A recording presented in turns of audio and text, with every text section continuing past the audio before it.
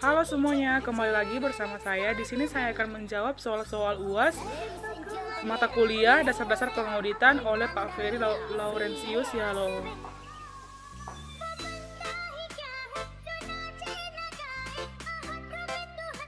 Yang pertama, pengertian auditing.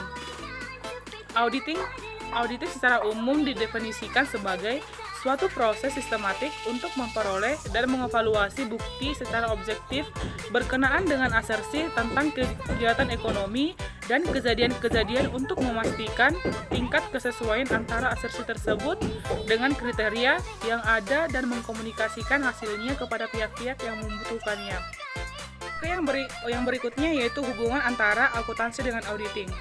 Akuntansi dimulai dari yang pertama mengukur dan mencatat data transaksi, yang kedua mengklasifikasi dan mengiktisarkan data yang dicatat, yang ketiga menyiapkan laporan keuangan kesesuaian PABU, yang keempat mendistribusikan laporan keuangan kepada pemegang saham, yang kelima yaitu maka ditemukanlah laporan keuangan. Yang kedua yaitu auditing. Auditing dimulai dari laporan keuangan, muncullah pemahaman atas bisnis dan industri klien. Kemudian menganalisa dan mengevaluasi atas SPI klien. Yang ketiga melakukan prosedur audit. Yang keempat menentukan kewajaran laporan keuangan sesuai dengan PABU. Yang kelima menyiapkan laporan audit dan temuan, maka dihasilkan laporan audit. Mengapa entitas perlu diaudit? Yang pertama itu karena perbenturan kepentingan atau conflict of interest. Pengguna laporan keuangan mungkin memiliki bermacam-macam kepentingan terhadap laporan keuangan suatu badan usaha, dan kepentingan tersebut mungkin tidak sesuai dengan kepentingan pembuatan laporan keuangan. Yang kedua yaitu pengungkapan memadai, yaitu laporan keuangan yang diterbitkan menggambarkan hanya sumber informasi yang penting untuk pengambilan keputusan manajemen. Yang ketiga, kerumitan. Masalah-masalah akuntansi dan proses penyiapan laporan keuangan adalah sesuatu yang sulit dan rumit. Yang keempat, keterbatasan, yaitu hanya sedikit pengguna laporan keuangan mempunyai akses langsung ke pencatatan akuntansi dari mana laporan keuangan dibuat.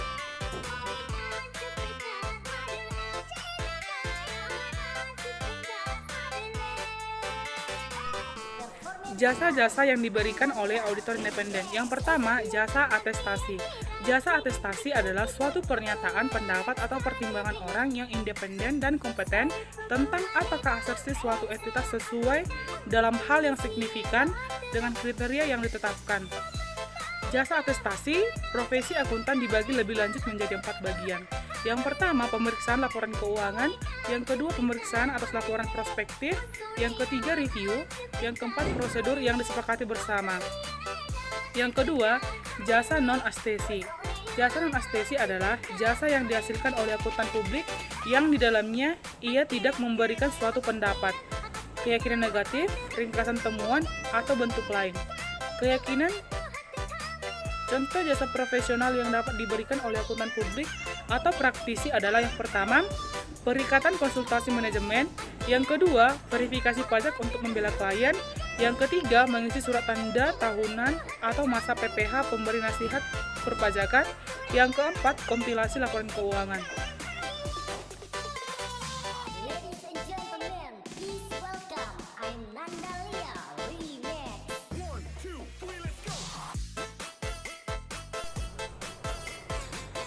Jenis-jenis laporan auditor. Yang pertama itu laporan audit bentuk standar atau baku, yaitu laporan yang paling banyak dikeluarkan. Laporan ini mengandung suatu opini wajar tanpa pengecualian yang menyatakan bahwa laporan keuangan telah disajikan secara wajar dalam seluruh aspek material, posisi keuangan, hasil operasi, dan arus kas dari perusahaan disesuaikan dengan prinsip akuntansi berlaku umum atau PABU yang SAK dan ISAK.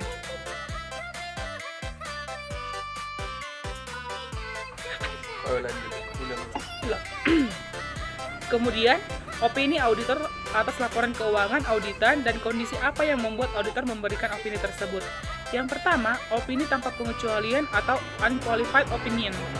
yaitu apabila laporan keuangan disajikan secara wajar dalam seluruh aspek yang material, posisi keuangan, hasil operasi, dan arus kas dari perusahaan disesuaikan dengan prinsip akuntansi berterima umum atau PABU.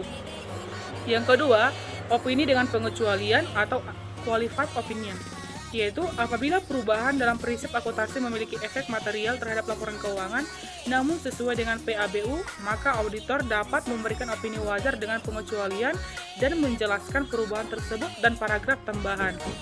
Yang ketiga, opini tidak wajar atau adverse opinion, yaitu apabila penerapan tidak sesuai dengan PABU, auditor dapat menerbitkan opini tidak wajar tergantung kepada materialitas penyimpangan tersebut.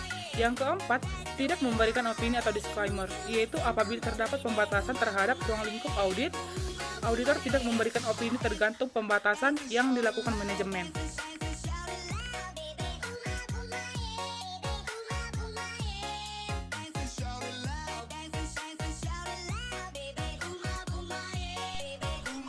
Tujuan keseluruhan auditor dalam SA 200. Dalam melaksanakan suatu audit atas laporan keuangan, tujuan keseluruhan dari auditor independen adalah yang pertama, memperoleh keyakinan memadai tentang apakah laporan keuangan secara keseluruhan bebas dari kesalahan penyajian material, baik disebabkan oleh kecurangan atau kesalahan. Yang kedua, membuat laporan keuangan berdasarkan hasil audit dan mengkomunikasikan temuan yang diperoleh selama audit. Untuk mencapai tujuan keseluruhan auditor dalam SA 200, maka yang pertama, auditor harus mematuhi seluruh ketentuan etika yang relevan, termasuk ketentuan tentang independensi yang berkaitan dengan perikatan audit atas laporan keuangan. Yang kedua, auditor harus merencanakan dan melaksanakan audit dengan skeptisme profesional. Yang ketiga, auditor harus menggunakan pertimbangan profesional dalam merencanakan dan melaksanakan audit. Yang keempat, auditor harus memperoleh bukti audit yang cukup dan tepat waktu untuk menurunkan risiko audit ke tingkat yang dapat diterima. Yang kelima, auditor harus mematuhi seluruh standar audit yang relevan dengan audit.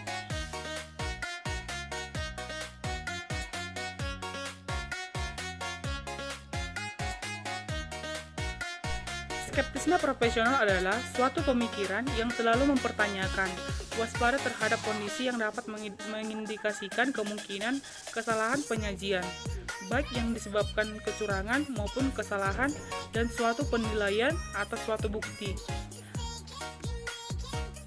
Pertimbangan profesional. Pertimbangan profesional adalah penerapan pelatihan, pengetahuan, dan pengalaman yang relevan dalam konteks standar audit, akuntansi, dan etika dalam membuat keputusan yang diinformasikan tentang tindakan yang tepat sesuai dengan kondisi dalam perikatan audit.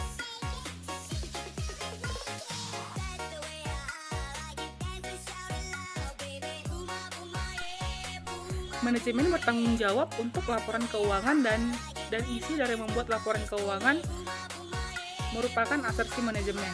Manajemen juga bertanggung jawab merancang struktur pengendalian internal untuk menjamin ditaatinya prosedur yang ditetapkan dan mengamankan harta perusahaan.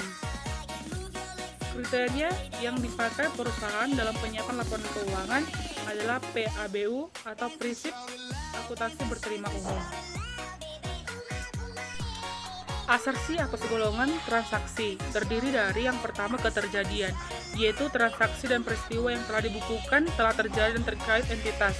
Yang kedua, kelengkapan, seluruh bukti transaksi yang sah seluruhnya telah dibukukan. Yang ketiga, keakurasian, jumlah-jumlah dan data lainnya terkait transaksi yang telah dibukukan telah dicatat secara akurat dan tepat. Yang keempat, visa batas, seluruh transaksi telah dicatat atau dibukukan pada periode yang tepat. Yang kelima, klasifikasi, transaksi telah diklasifikasikan dalam akun yang tepat. Berikutnya, asersi atau saldo akun, yaitu asersi atas akun-akun yang ada di laporan keuangan. Yang pertama, eksistensi, yang kedua, hak dan kewajiban, yang ketiga, kelengkapan, yang keempat, penilaian dan pengalokasian. Berikutnya, asersi tentang penyajian dan pengungkapan, yaitu asersi tentang pelaporan di laporan keuangan. Penyajian di laporan keuangan dan pengungkapan dicatat atas laporan keuangan. Yang pertama, keterjadian serta hak dan kewajiban, yang kedua, kelengkapan, yang ketiga, klasifikasi dan keterpahaman, keempat, keakuratan dan penilaian.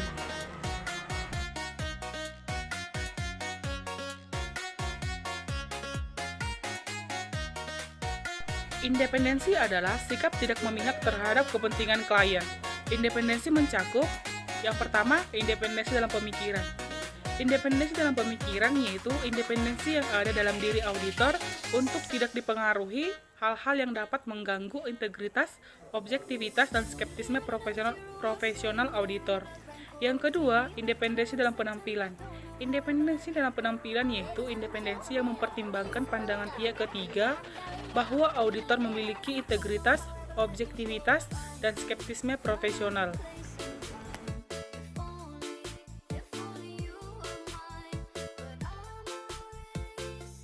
Manfaat perencanaan audit. Yang pertama, mencurahkan perhatian yang tepat terhadap area yang penting dalam audit.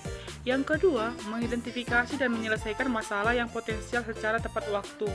Yang ketiga, mengorganisasi dan mengelola perikatan audit dengan baik sehingga dapat dilaksanakan secara efisien dan efektif. Yang keempat, pemilihan anggota tim perikatan dengan tingkat kemampuan dan kompetensi yang tepat dan memberikan penugasan pekerjaan yang tepat. Yang kelima, memfasilitasi arah dan supervisi atas anggota tim perikatan dan penilaian atas pekerjaan umum. Yang keenam, membantu dalam koordinasi hasil pekerjaan. Tahapan-tahapan dalam perencanaan audit. Yang pertama, menerima klien dan melaksanakan perencanaan audit awal. Yang kedua, memahami bisnis dan industri klien. Yang ketiga, menilai risiko bisnis klien. Yang keempat, melaksanakan prosedur analitis awal. Yang kelima, menentukan materialitas dan menilai risiko audit dan risiko bawaan yang dapat diterima. Yang keenam, memahami pengendalian internal dan risiko pengendalian klien. Yang ketujuh, mengumpulkan informasi untuk menilai risiko kecurangan. Yang ke-8, mengembangkan strategi audit keseluruhan dan program audit.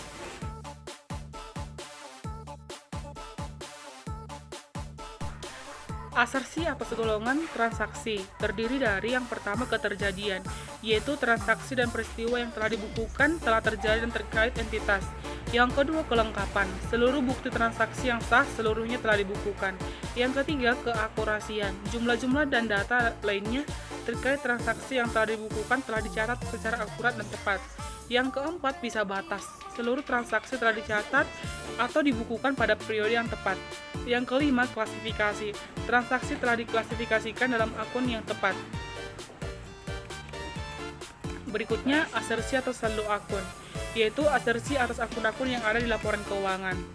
Yang pertama, eksistensi. Yang kedua, hak dan kewajiban. Yang ketiga, kelengkapan. Yang keempat, penilaian dan pengalokasian. Berikutnya, asersi tentang penyajian dan pengungkapan, yaitu asersi tentang pelaporan di laporan keuangan. Penyajian di laporan keuangan dan pengungkapan dicatat atas laporan keuangan. Yang pertama, keterjadian serta hak dan kewajiban. Yang kedua, kelengkapan. Yang ketiga, klasifikasi dan keterpahaman. Keempat, keakuratan dan penilaian.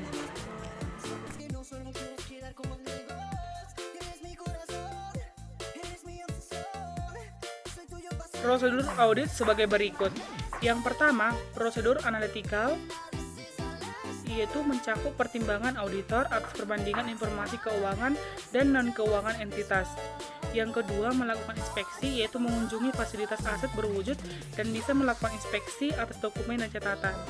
Yang ketiga, melakukan konfirmasi, yaitu suatu formulir permintaan yang memungkinkan auditor untuk memperoleh informasi langsung dari sumber independen di luar organisasi klien.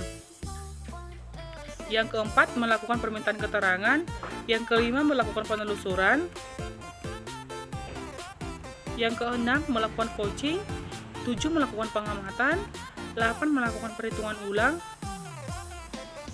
10, teknik audit berbantuan komputer, yaitu auditor menggunakan software untuk membantu pelaksanaan audit, yang terdiri dari yang pertama, keandalan bukti audit. Yang kedua, keandalan yang paling rendah. Yang ketiga, keandalan terendah berikutnya.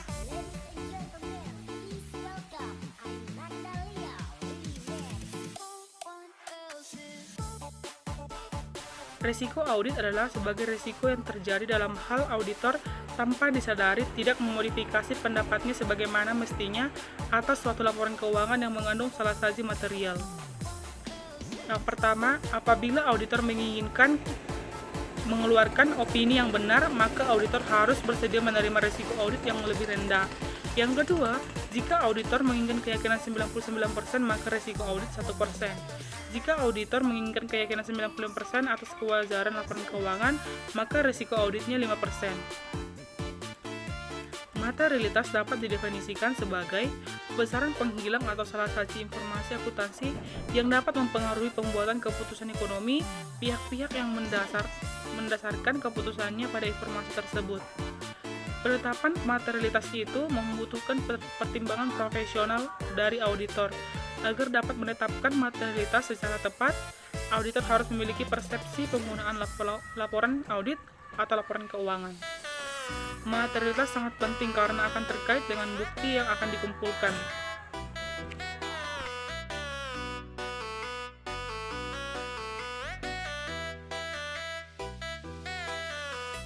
Pengujian pengendalian.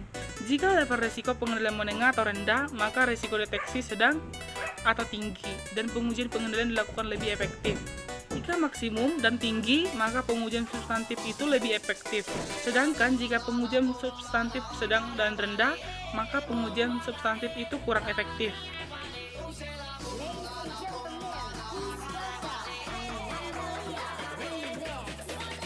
Pengujian pengendalian dilakukan jika pengendalian rendah dan jika pengendalian tinggi. Maka yang dilakukan adalah pengujian pengendalian untuk memperoleh pemahaman. Ada 4 tahapan prosedur audit yang digunakan dalam pengujian pengendalian. Yang pertama, meminta keterangan dari personal klien yang tepat. Yang kedua, melakukan pemeriksaan terhadap dokumen, catatan, dan laporan. Yang ketiga, melakukan pengamatan atas aktivitas-aktivitas. Yang keempat, melaksanakan ulang prosedur yang dilakukan klien. Sekian penjelasan dari saya. Jika ada kesalahan kata, mohon dimaafkan. Terima kasih.